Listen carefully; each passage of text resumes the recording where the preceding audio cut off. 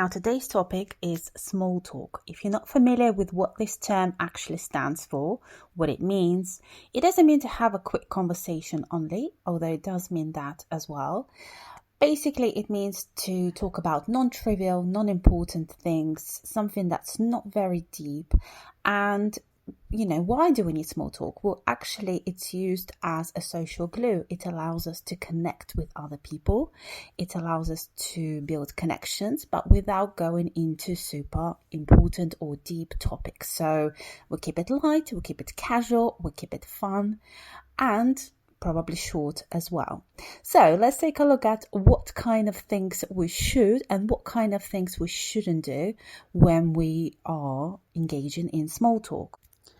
Now, you might come from a culture that's not very keen on small talk. As far as I know, Germany is one of those countries they despise it or they're not keen on it. I mean, I don't know the culture super well, but from what I've seen and heard, it's not common there. And you might come from a culture that's like that too. And I'm going to have to break the news to you. If you engage with someone from the US or the UK or a number of countries, small talk is a must. And if you try to avoid it, you will come off as rude. You can put people off. You can ruin some relationships. So in order to avoid doing that, the best thing you can do is just to learn the basics of how to do it, practice, get used to it. And, sometimes you just have to stick with something that's maybe not very pleasant or not very natural. But the more you do it, the more natural it will actually become. And it's a necessary evil that you just have to adopt in your life. So the very first topic, let's go into topics that are usually covered by the small talk. The biggest topic and the easiest one, and probably the most boring one, is talking about the weather. Yes, I know it sounds really boring. It sounds annoying. However, if you're, for example, in the UK, it actually is a great topic of conversation. Well, why? Because the weather is so horrendous most of the time. Sorry, Britain, I love you. But the weather is just not right there, not where it should be. Well, it is where it is, but you've got so many different kinds of rain and cloud and wind. You've got so many names for it that keeps it interesting to a certain extent. It expresses a certain nonchalance and sort of optimistic attitude towards life, even if the weather is horrendous. So say it's raining, you could say, well, at least it's not windy, or at least it's not cold. So you always try to keep a certain amount of optimism. And oh, good heavens, if there is sunshine coming through the clouds, you are just on cloud 9 about that, and you share that enthusiasm and happiness with the world. And it's a great way to connect to other people, to say, oh, it's great, it's wonderful, we can finally enjoy the sunshine and just do some things that we can't normally do when it's raining. So again, very light way to connect with other people. Next topic on the news, and this one is actually tricky.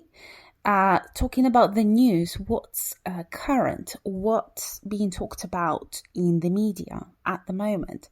That's a tricky one because it does encompass sometimes the political things and subjects, and that can get you into a heated discussion and some disagreement. So you have to be super careful about how you do that.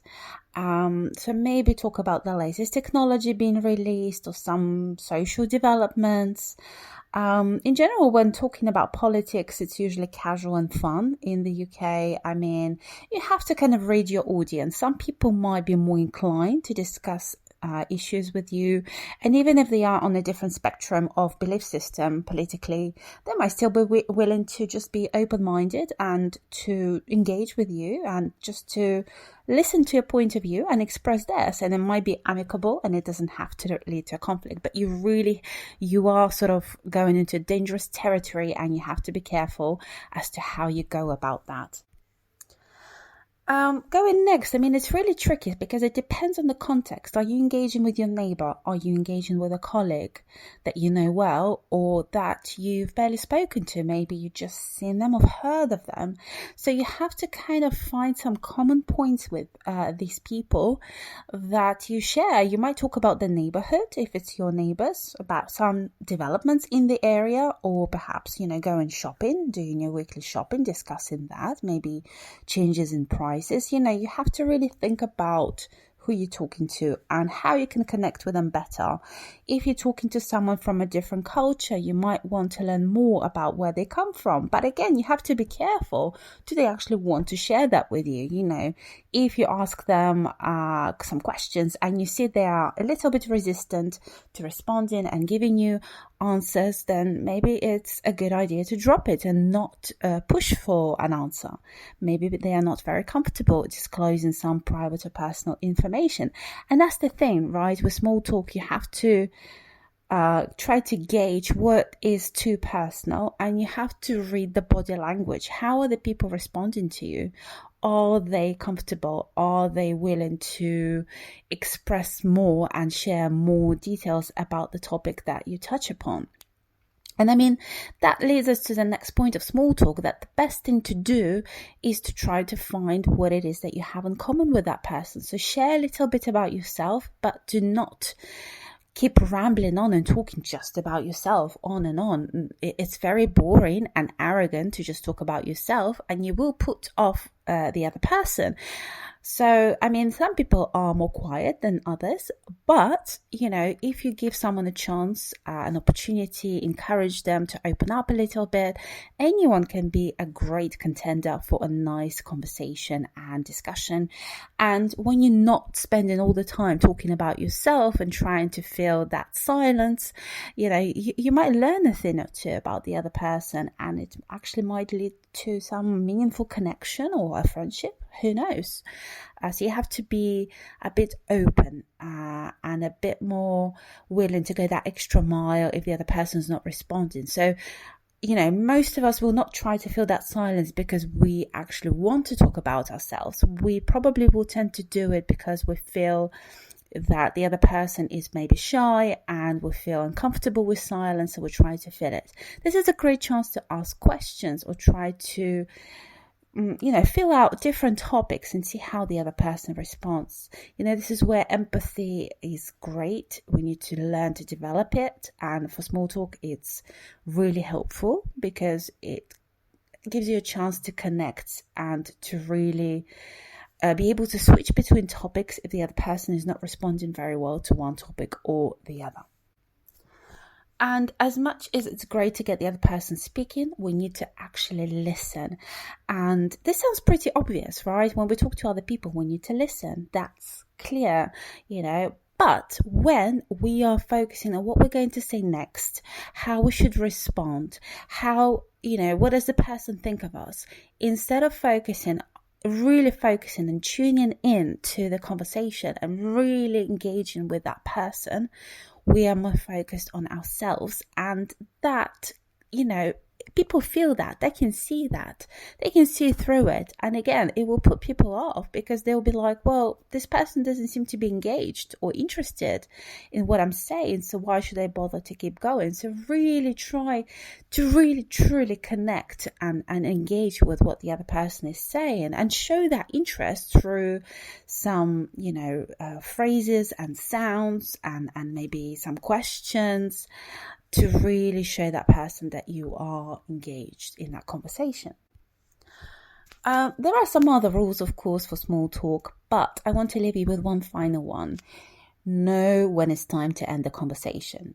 If you outstay your welcome, but that's when you're a guest, right? But yeah, if you keep on going for too long, the conversation runs dry and, the other person starts twiddling their thumbs and looks uncomfortable, it's time to leave. And I think this is where a lot of people feel uncomfortable leaving, because they feel like it's a failed conversation. But every conversation has, runs its natural course and comes to an end. And it's also art to be able to finish that conversation in an eloquent way and polite way and on a positive note, right? You want to leave that person feeling positive and feeling good about having had that conversation with you. So saying something like, it was great bumping into you, it was really nice to talk to you, maybe making a reason, coming up with a reason, or just giving the reason as to why you have to go, I have to catch a train, or I better get back to work now, lovely catching up with you, speak to you later. Any of those phrases will just reinforce that positivity, that you really enjoy the conversation, you really have to go now, and you're probably looking forward to talking to them again at some point in the future. All right, so I hope today's episode was useful for you. Feel free to leave a comment as to how you feel personally about small talk. Do you practice it often? What things do you think you do well? Which things you could do better? Yeah, let me know. And thanks for tuning in. Have a fantastic day.